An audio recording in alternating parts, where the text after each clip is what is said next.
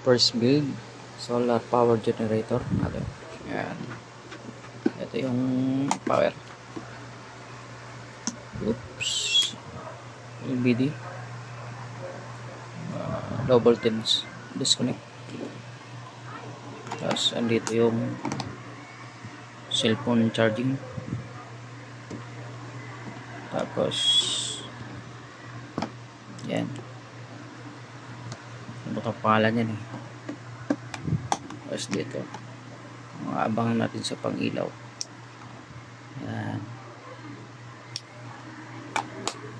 Tapos AC abang natin sa solar.